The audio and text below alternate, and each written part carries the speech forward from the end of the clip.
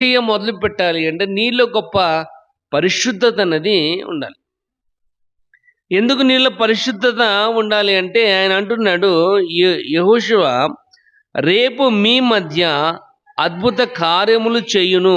దేవుడని యెహోవా నీ మధ్య అద్భుతాలు చేయబోతున్నాడు గనక నువ్వు ఎలాగుండాలంటే పరిశుద్ధపరుచుకోవాలి. పరిశుద్ధత కలిగిన వారిగా ఉండాలి. పరిశుద్ధత కలిగిన వారిగా ఉండాలని రాయబడుచుంది. ఒకసారి చూడండి, లేవీకాండం ఒకసారి చూద్దాం. 19వ అధ్యాయము. లేవీకాండము 19వ అధ్యాయం 2వ వచనం చదువుకుందాం. మీరు పరిశుద్ధులై ఉండవలెను, మీ దేవుడైన యెహోవానగు నేను పరిశుద్ధుడనై.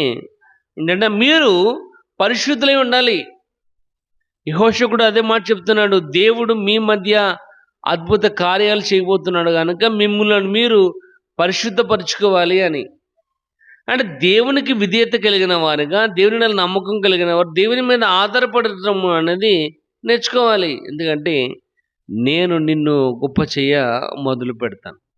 కాబట్టి ఇంకా కొద్ది దినములలో మన నూతన సంవత్సరంలో అడుగెడుతున్నాం కనుక ఈ నూతన సంవత్సరములో దేవుడు నిన్ను గొప్ప చేయ మొదలు పెట్టాలి అంటే నీ యొక్క జీవితంలో పరిశుద్ధత అనేది కావాలి. గొప్ప పరిశుద్ధత. ఇక్కడ వాక్యభాగం మనం చదువుకున్నాం, నేను పరిశుద్ధుడై ఉన్నాను కనుక మీరును పరిశుద్ధులై ఉండాలి. అదే మాట కొత్త నిబంధనలు కూడా కనబడుతుంది. ఆయన పరిశుద్ధుడు కనుక మనము కూడా పరిశుద్ధులుగా ఉండాలి.